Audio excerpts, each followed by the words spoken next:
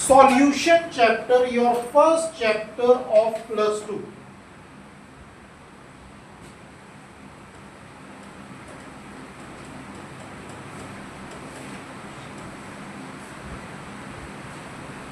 Solution is made up of solute and solvent.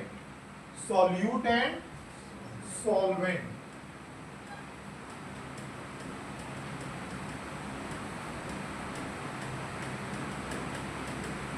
Where solute is present in lesser amount and solvent is present in much more amount. ठीक है, तो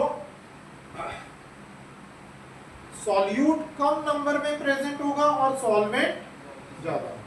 simple से solvent की बात करें तो इनमें कई तरह के सॉल्यूशंस होते हैं। सॉल्यूशंस भी कई तरह के, ठीक है, मतलब सॉल्यूशन के homogeneous mixture of solute and solvent, ठीक है।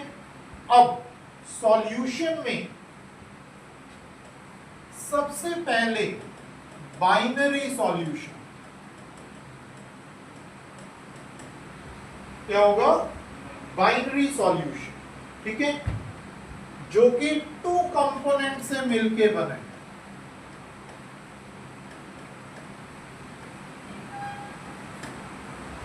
कितने कंपोनेंट से मिलके बना? 2 कंपोनेंट, ठीक। और अगर हम टर्नरी सॉल्यूशन बोलेंगे, क्या बोलेंगे बेटा?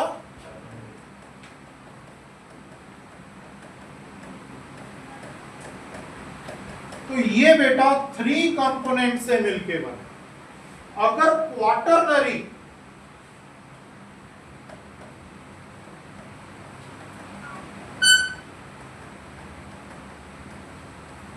सॉल्यूशन की बात की जाए तो 4 कंपोनेंट से मिलके बने। इससे 4 कंपोनेंट्स, ठीक है।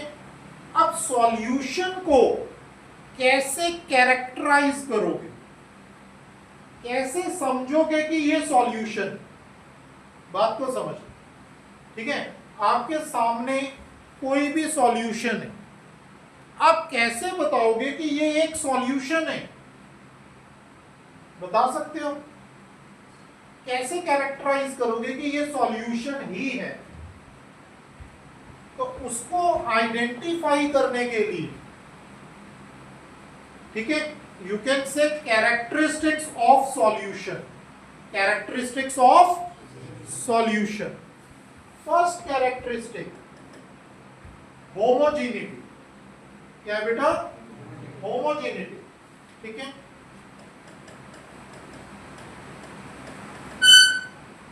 homogeneity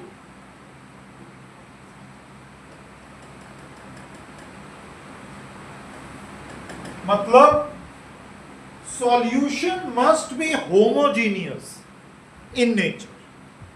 समझ आ रहा है? Second, absence of settling. क्या बचे?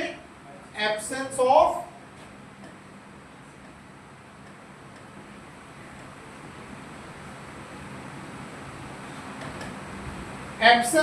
सेटलिंग।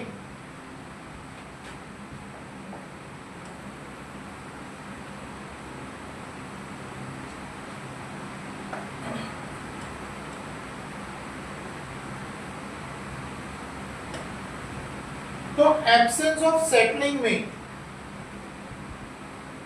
सॉल्यूशन वो होगा जिसमें सॉल्यूट टोटली सेटल डाउन ना हो।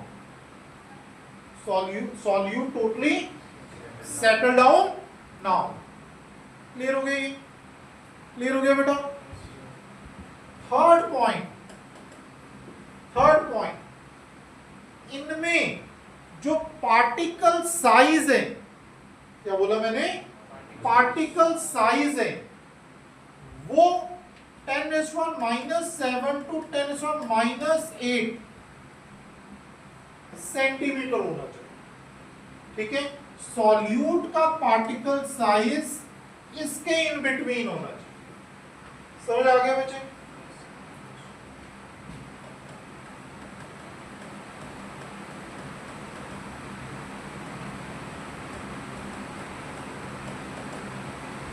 तो इस 3 पॉइंट के बेस पे हम क्या जज कर लेंगे बेटा, क्या जज कर लेंगे कि कोई भी पर्टिकुलर जो चीज पड़ी है वो सॉल्यूशन है कि नहीं। बहुत सिंपल, बहुत सिंपल। नेक्स्ट आगे बढ़ते हैं, टाइप्स ऑफ सॉल्यूशंस। क्या बच्चे, टाइप्स ऑफ सॉल्यूशंस, ठीक है।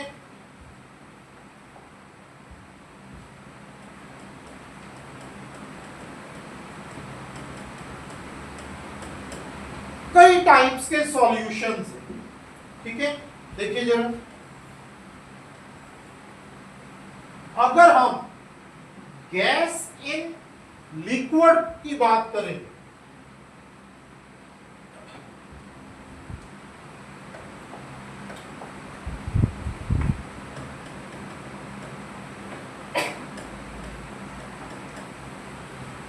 G means gas, L means liquid। बेटा गैस इन लिक्विड, ठीक है, जैसे कि oxygen gas dissolve in water. समझ आ गई कि नहीं? ऑक्सीजन डिसॉल्व इन वाटर, ये एग्जांपल हो गया किसका, गैस इन लिक्विड। क्या ये क्लियर है? सेकेंड वन, अगर हम बात करें गैस इन सॉलिड, ठीक है, adsorption of gas molecules on solid, मतलब यू कैन से दैट किसी भी मेटल पे मान लो डस्ट पार्टिकल आ गए, मान लो गैस पार्टिकल आ गए उसके ऊपर वाली लेयर में, तो वो एड्सॉर्प्शन कहलाता। क्लियर कर देता हूं बेटा, अगर ये मेटल है, मान लो ये सरफेस मेटल है, इसके पार्टिकल्स अबव द सरफेस रहेंगे तो ये प्रोसेस एड्सॉर्प्शन कहलाएगी। क्या कहलाएगी? एड्सॉर्प्शन।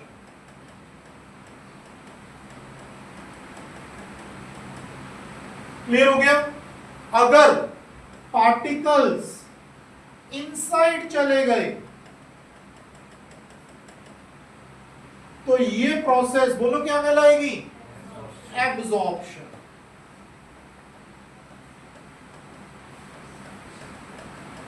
समझ आ रहा है? और अगर पार्टिकल्स अबव भी गए और इनसाइड भी गए, दोनों हो गया। जैसे हम एक चौक ले लें, उसमें इंक घेर दें। क्या घेर दें? इंक। तो बच्चे वो इंक कहां कहां जाएगी? बाहर भी होगी, और अगर चौक को ब्रेक करेंगे तो इनसाइड भी होगी। यस और नो? तो उस केस में हम बोलते हैं जॉर्प्शन। थोड़ी सी नॉलेज दे दी ताकि आपको क्लैरिटी रहे। कभी भी मैं अगर एड्सॉर्प्शन बोलूंगा, एब्जॉर्प्शन बोलूंगा और जॉर्प्शन बोलूंगा तो आपको समझ आ जाए। ठीक होगी बात बेटा? क्लियर होगी बात? ठीक है, आगे बढ़ो। तो गैस इन सॉलिड में हम एड्सॉर्प्शन ऑफ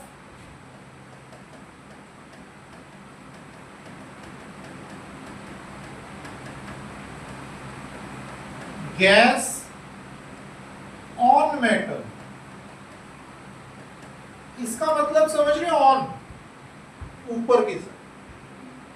क्लियर है? क्या क्या यहां तक क्लियर हो रहा है बेटा? Next, third, liquid in gas.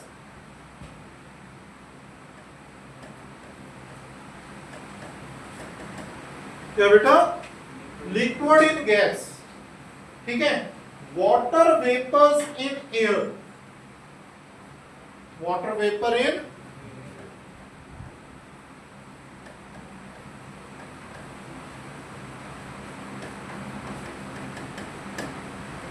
ठीक है। बेटा मैं फर्स्ट क्लास लगा रहा हूं, और ध्यान से समझ लेना हमेशा के लिए, जब मैं पढ़ा रहा हूं आपने लिखना नहीं है, मैं लिखने का टाइम दूंगा, लिखने का टाइम दूंगा, प्रॉपर टाइम दूंगा, ठीक है, बेफिक्र। वाटर इन एयर, जैसे ह्यूमिडिटी, जैसे बेटा ह्यूमिडिटी, उसमें भी तो वही होता है वाटर वेपर, ठीक है, in air. Next, liquid in liquid,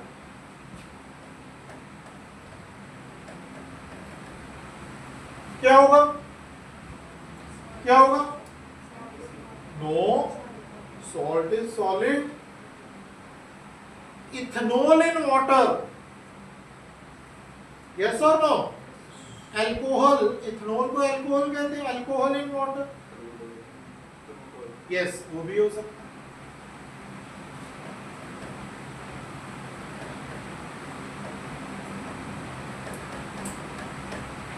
अरे बेटा समझ, ठीक हो गया, आगे बढ़े। Fifth, liquid in solid,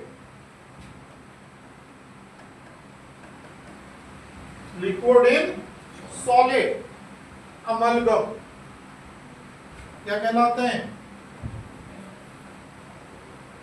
example दे सकते हो भाई? मतलब ये ज्यादा है प्रेजेंट और ये चीज क्या है, कम है प्रेजेंट। आप सिंपल एग्जांपल दो, बटर, यस और नो? उसमें क्या होता है, लिक्विड कम होता है और सॉलिड क्या होता है, ठीक है। सिक्स, वो भी दे सकते jelly. Next, solid in gas, gas ज्यादा है सॉलिड कम है, एग्जांपल बताओ। स्मोक, यस और no? Dust particle in air, तो स्मोक में गैस ज्यादा होती है और क्या कम होता है, solid. Seventh point, solid in liquid, solid in liquid, बोलो बोलो। Salt in water, sugar in water, अब नहीं बोला, sugar in water.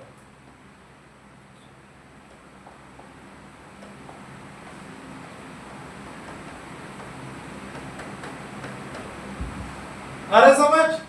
Next, 8, solid in solid,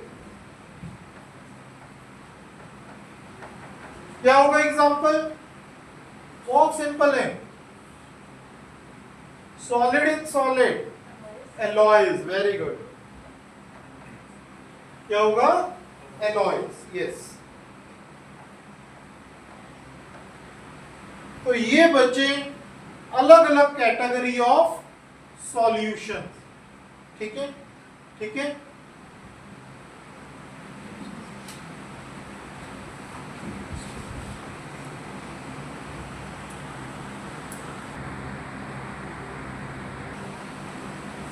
next is बेटा, एक होता है एक्वस सॉल्यूशन, एक होता है non aqueous solution. Aqueous solution जिसमें water as a solvent, water ज्यादा अमाउंट में प्रेजेंट है, और अगर वाटर के अलावा कोई भी सॉल्वेंट होगा तो उन्हें क्या कहेंगे, नॉन एक्वस सॉल्यूशन। क्लियर हो गया? जैसे बेंजीन होगी, बेंजीन में कुछ भी डिसॉल्व कर रहे हैं तो हम क्या कहेंगे उसको, non aqueous solution. Is this okay? बहुत सिंपल। तो अब मैं आपको solubility of gas in liquid समझाने लगा। सॉल्युबिलिटी ऑफ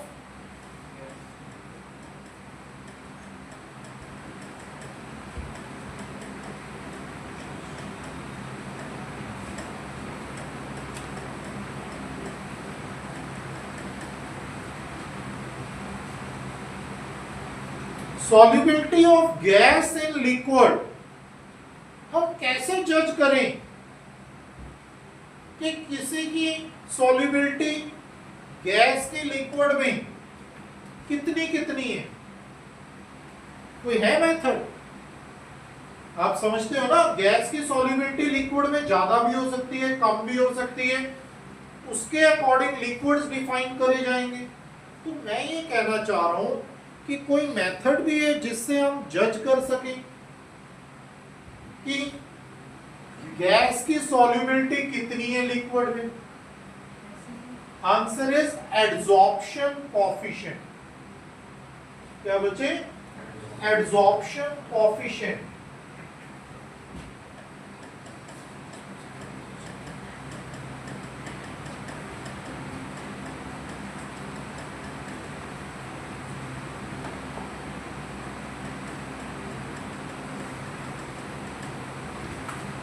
ठीक है, एडसॉर्प्शन कोएफिशिएंट बेटा होता क्या है? एडसॉर्प्शन कोएफिशिएंट होता क्या? देखो, कितनी volume of gas in ml, volume of gas in ml हम डिसॉल्व करेंगे 1 ml ऑफ लिक्विड सॉल्वेंट में, 1 ml ऑफ लिक्विड सॉल्वेंट में। कुछ समझ आ रहा है कि नहीं? कितनी volume of gas in ml हम डिसॉल्व करेंगे 1 ml ऑफ लिक्विड सॉल्वेंट में एट पर्टिकुलर टेम्परेचर। ठीक है,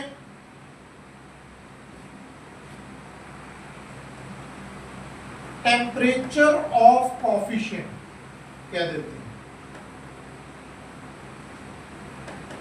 एंड 1 एटमॉस्फेरिक प्रेशर।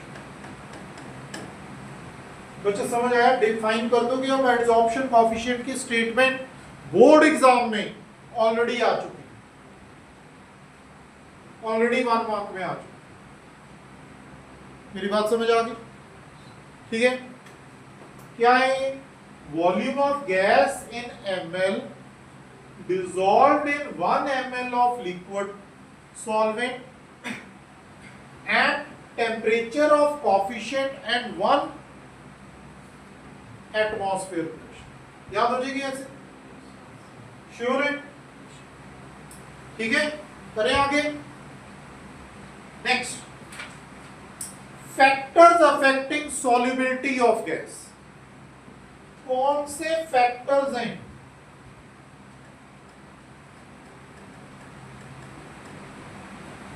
कौन से फैक्टर्स हैं जो अफेक्ट करते हैं सॉल्युबिलिटी ऑफ गैस? ठीक है,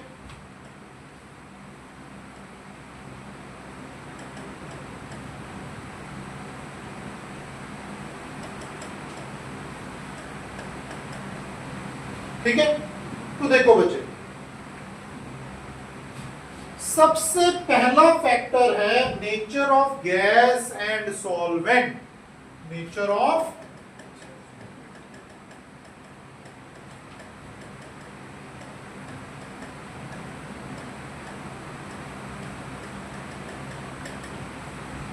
बात को समझ लो बेटा, कितना गैस में सॉल्युबिलिटी होगी, समझ आई? वो किस पे डिपेंड करेगी?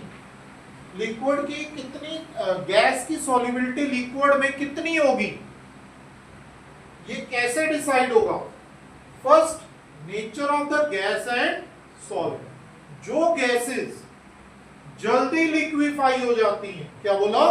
जो गैसेस जल्दी लिक्विफाई हो जाती हैं, ऑब्वियस है वो जल्दी डिसॉल्व भी हो जाएंगी। बच्चे समझ आ गया? जैसे कि एग्जांपल, कार्बन डाइऑक्साइड। क्या बच्चे? Carbon dioxide. कार्बन डाइऑक्साइड जल्दी लिक्विफाई हो जाती है, सब जानते हैं। ठीक है, तो वो डिसॉल्व भी जल्दी हो जाएगी। समझ आ गया बेटा? ठीक है। और भी एग्जांपल्स हैं जैसे कि अमोनिया HCl, ठीक है, वो उनकी सॉल्युबिलिटी कंपैरेटिवली ज्यादा होगी compare to oxygen, hydrogen etcetera. समझ आ गई? क्लियर है ये बात? दोबारा बता रहा हूं, ध्यान देना।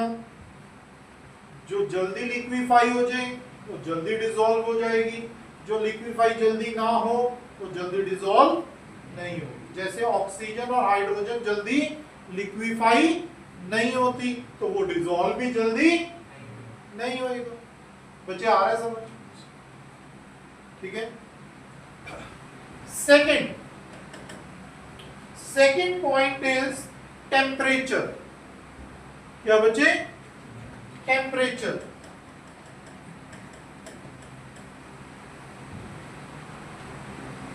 अब आप एक बात बताओ, मेरे को खुद बताओ, ठीक है, टेम्परेचर ज्यादा होगा तो सॉल्युबिलिटी कम होगी कि ज्यादा होगी? ज्यादा होगी। बोलो, अरे बोलते हो? ज्यादा होगी। टेम्परेचर ज्यादा, सॉल्युबिलिटी ज्यादा। बोलो, फिर तो कोल्ड ड्रिंक गर्म करके पिया करो। फिर ठंडा क्यों पीते हो? ठंडा क्यों पीते हो?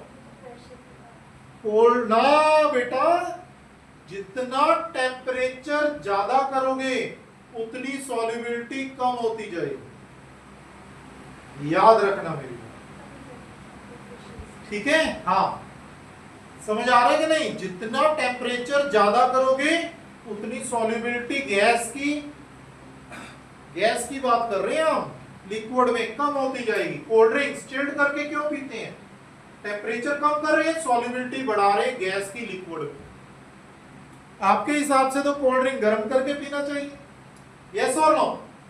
अरे बोलो, पियो गर्म करके, मजा आएगा।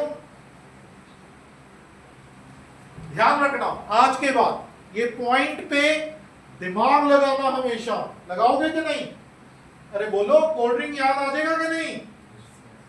आ जाएगा, क्योंकि ज्यादातर बच्चों ने मुझे सॉल्युबिलिटी बढ़ती बताई,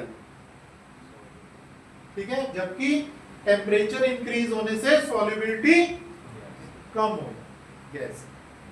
बच्चे आ रहा है समझ? अरे बोलो, क्लियर है?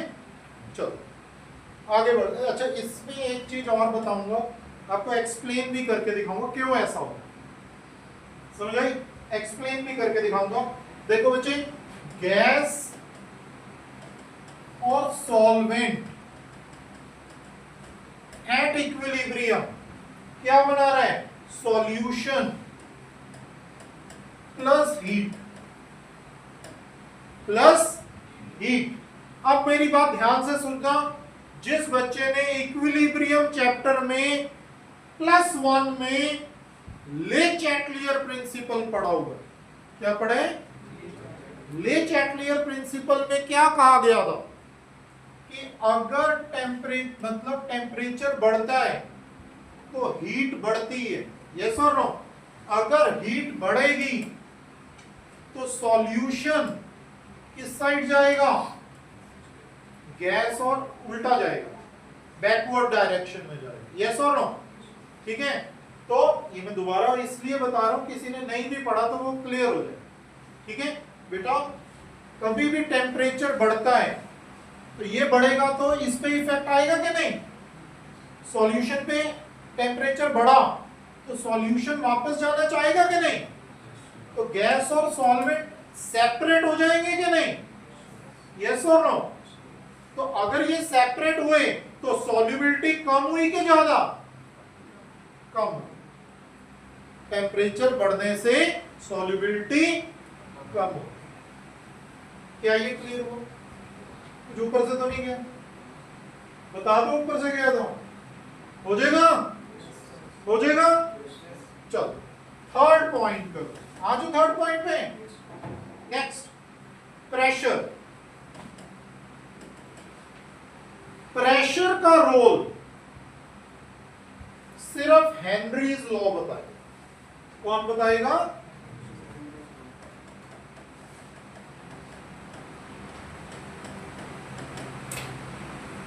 ठीक है। Factors affecting solubility of gas में प्रेशर का रोल हेनरीज लॉ समझाए। समझ गए? हेनरीज लॉ क्या बोलता है? Mass of the gas dissolve, क्या बोला? Mass of the gas dissolve is directly proportional, ठीक है, to the pressure of the liquid, ठीक है। तो हम ये कहेंगे प्रेशर ऑफ द गैस, ठीक है, मतलब कितना मास डिसॉल्व किया है। समझ आ गई? मास ऑफ द गैस डिसॉल्व, जितना ज्यादा मास गैस का डिसॉल्व करोगे उतना प्रेशर ज्यादा होगा। बात तो सही है? अरे बोल दो। अगर आप कोल्ड ड्रिंक में गैस ज्यादा मास वाइज पाओगे तो प्रेशर बढ़ेगा ही, डायरेक्टली प्रोपोर्शनल। बहुत सिंपल सी बात कह दी इसने। अब मास डायरेक्टली प्रोपोर्शनल से इक्वल में लाने के लिए क्या होगा? Henrys constant. क्या बोलते हैं इसे? KH is Henrys constant. बहुत इंपॉर्टेंट टॉपिक है, बहुत इंपॉर्टेंट टॉपिक है, मैं बता रहा हूं। हेनरीज लॉ बहुत अच्छे से समझना, पेपर में आ सकता है बोर्ड, ठीक है। तो देखो, एक तो ये हो गया, एक तो ये हो गया। दूसरा एक और स्टेटमेंट दे रहे हैं, mole fraction of the gas in the solution, mole fraction of the gas in the solution is directly proportional to pressure, ठीक है। क्लियर हो गया? तो मोल फ्रैक्शन क्या आ जाएगा? K डैश P, कांस्टेंट आ गया। अब ये जो K डैश है ना बेटा, ये 1/KH हो, ये याद रखो। क्या होता है बेटा? 1/KH। तो यहां पे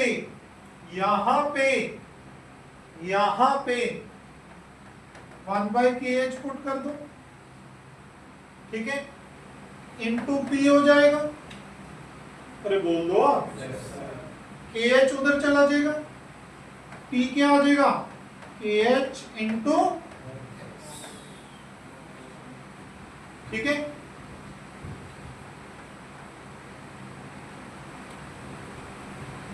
pressure is equal to pH into.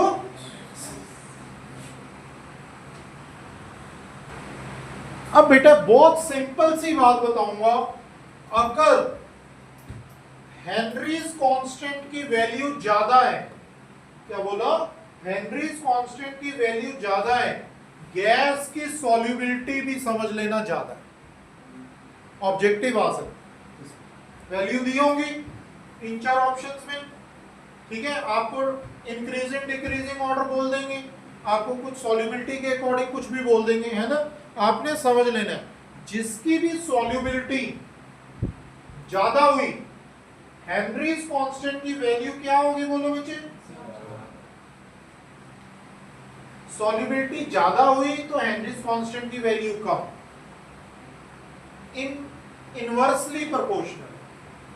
क्या है बेटा? Inversely proportional. जिसकी भी हायर वैल्यू होगी हेनरीज कांस्टेंट की, उसकी लोअर सॉल्युबिलिटी होगी, याद रखो, ठीक है। क्यों लोअर होगी? इनवर्सली प्रोपोर्शनल आ एक तरह। नेक्स्ट वन इज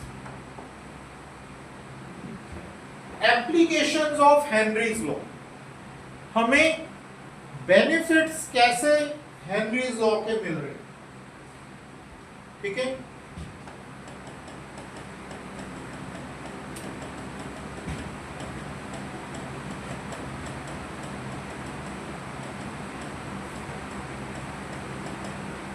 बहुत ध्यान से, बहुत इंपॉर्टेंट। हेनरीज लॉ की फर्स्ट एप्लीकेशन है effect of pressure on solubility of gas, effect of pressure on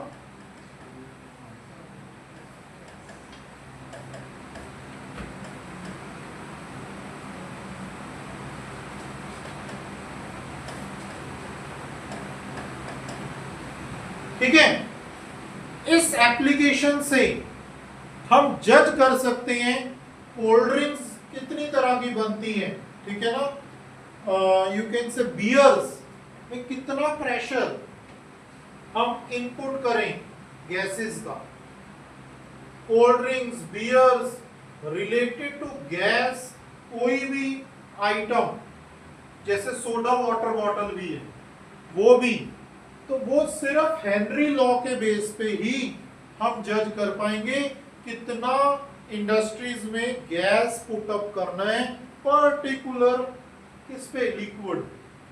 बच्चे समझ आया, समझ आया कि नहीं? कोई डाउट है पूछो, कोई डाउट है तो पूछो। Next second one at higher altitude.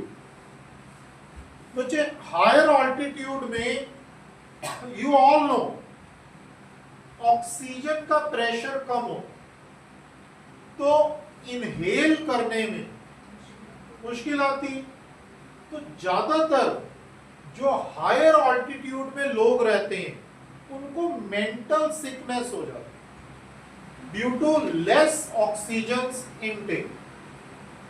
समझ, इस तरह की प्रॉब्लम्स कई बार सिवियर हो जाती है, कई बार कम हो जाती है, लेकिन वहां पे रहती मेंटल कंफ्यूजन हो जाएगी, जाना कहाँ है जा कहाँ रहे, समझ आई, मेंटल कंफ्यूजन भी होती है। इस प्रॉब्लम को एनॉक्सिया बोला जाता है, याद रखो क्या बोला जाता है बेटा, एनॉक्सिया। समझ आ गया? तो बहुत सिंपल सी बात। नेक्स्ट है, अब क्या हम, ठीक है, कितना प्रेशर ऑक्सीजन का हमारी बॉडी को रिक्वायर्ड है एग्जैक्टली, क्योंकि बॉडी टू बॉडी भी वेरी करता है, लेकिन एक लिमिटलेस मतलब लिमिटफुल नंबर्स तो होंगे ना कि इतना ऑक्सीजन एक नॉर्मल पर्सन को चाहिए प्रेशर वाइज, वो कौन डिसाइड करता है? हेनरी। बच्चे समझ आ गया, समझ आ गया कि नहीं? थर्ड एप्लीकेशन, तो मैं लिख दूं pressure of oxygen in higher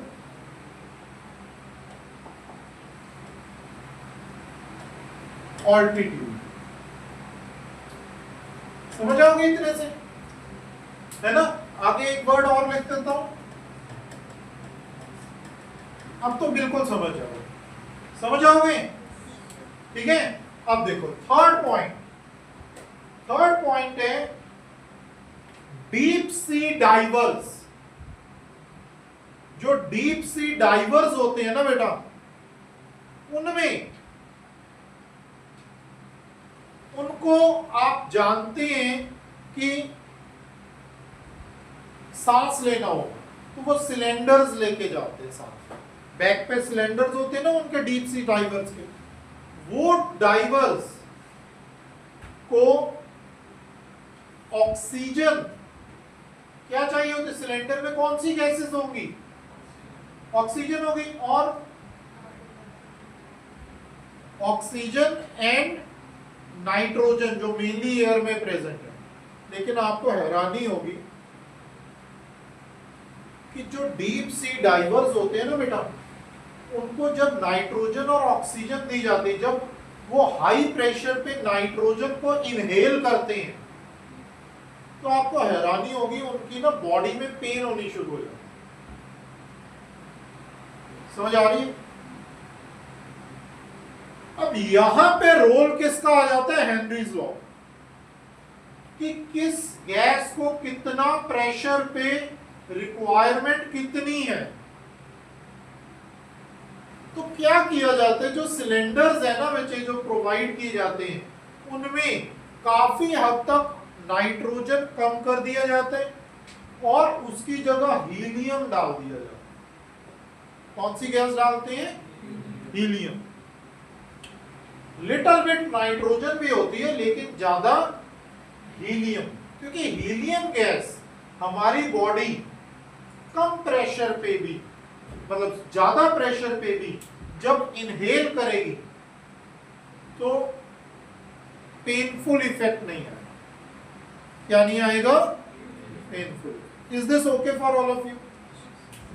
I hope समझ आ रहा है बेटा? समझ आ रहा है? कोई पॉइंट जो नहीं समझ आया पूछ सकते हो,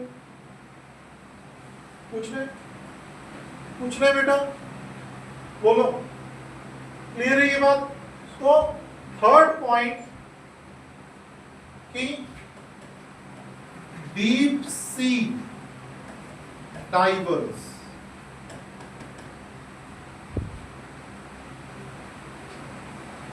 oxygen, nitrogen less in number replaces by helium gas। समझ आओगे इतने से? समझ आओगे इतने से? पॉइंट बना लोगे अपना? लिख लो।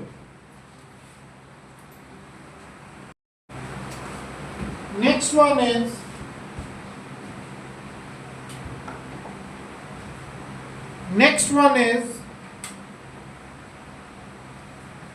limitations of Henry's law।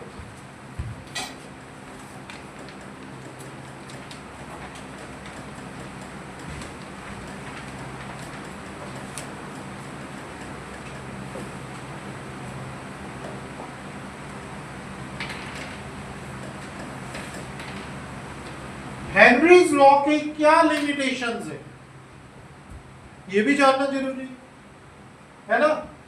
तो बहुत ध्यान से समझना। फर्स्ट इज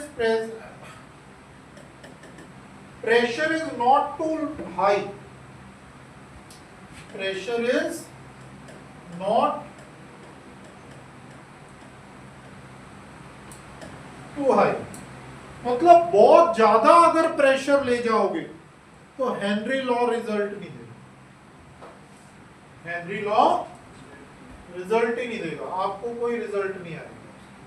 मतलब एक लिमिटेड प्रेशर तक ही हेनरीज लॉ की एप्लीकेबिलिटी का यूज उठा सकते हैं। बच्चों समझ आ गया? समझ आ गया? Second, temperature is not very low.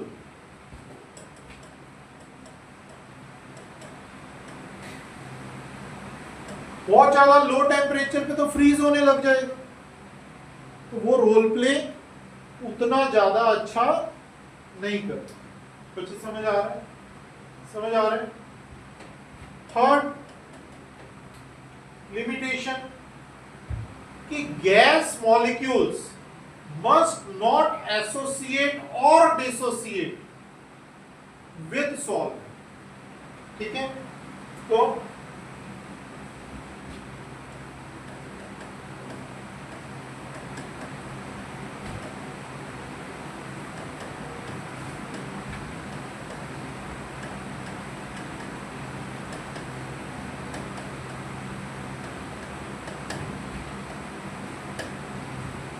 ठीक है, gas molecules must not associate और डिसोसिएट इन सॉल्वेंट। इसका एग्जांपल देता हूं, क्लैरिटी आए। ठीक है, देखो बच्चे, अमोनिया है, उसमें वाटर डाल दिया, क्या बनेगा? Ammonium hydroxide. बच्चे समझ आ रहा है कि नहीं? क्या बनेगा? अमोनियम। अब जब ये अमोनियम हाइड्रोक्साइड बना,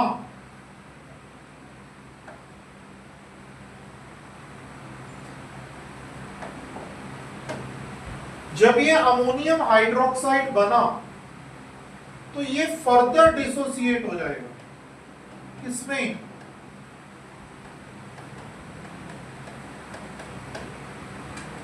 अमोनियम आयन में और OH नेगेटिव आयन। मतलब अगर ऐसी कोई सिचुएशन आ गई तो समझ लेना हेनरीज लॉ वर्क करना बंद कर देगा। आप किसी भी कंडीशन में इसको एसोसिएट नहीं कर सकते। ये एसोसिएट हो रहे, फर्दर ये डिसोसिएट हो रहे, वो नहीं कर सकते। तो अगर एसोसिएट करोगे या डिसोसिएट करोगे तो हेनरी लॉ कहता हमारे पास था।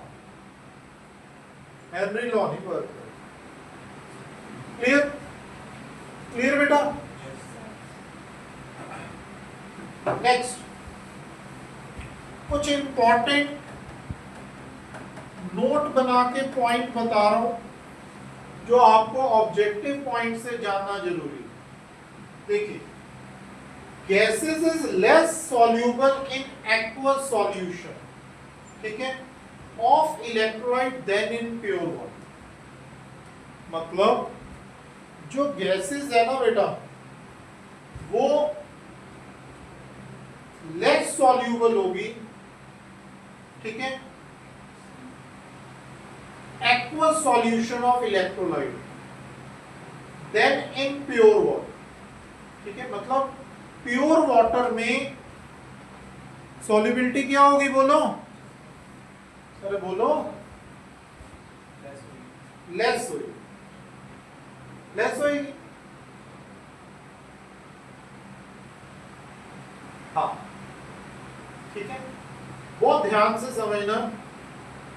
इसको सॉल्टिंग आउट इफेक्ट भी कहा जाता है। क्या कहा जाता है? सॉल्टिंग आउट इफेक्ट, ठीक है। दोबारा बोल रहा हूं, gases are less soluble in aqueous solution of electrolyte than in pure water, ठीक है। प्योर वाटर में सॉल्युबिलिटी ज्यादा है और जिनमें इलेक्ट्रोलाइट्स हैं, समझ आ गई, जैसे कि सॉल्टेड वाटर आ गया, उनमें सॉल्युबिलिटी कम है। उनमें क्या है बेटा? सॉल्युबिलिटी। इसको कहते हैं सॉल्टिंग आउट इफेक्ट। मतलब अगर सॉल्ट बाहर निकलेगा तो सॉल्युबिलिटी बढ़ेगी। सॉल्युबिलिटी, क्या ये क्लियर हो गया? नेक्स्ट सेकंड पॉइंट जो इंपॉर्टेंट नोट में आता है, non electrolytes such as sugar if present in liquid it will decrease the solubility, it will. तभी तो सोडा वाटर बॉटल आप देखते हो, उसमें मिठास नहीं होती ना, शुगर नहीं डाला होता, उसमें अगर गैस कंटेंट देखोगे ना, वो गैस ज्यादा डिसॉल्व हो रही है। लेकिन यही आप कोल्ड ड्रिंक में देखते हो तो उसमें शुगर डिसॉल्व है, तो शुगर के कारण डिसॉल्व गैस कम हो पा रही है। समझ आई?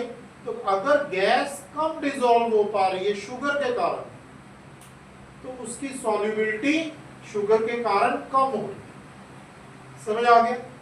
क्लियर हो गया ये?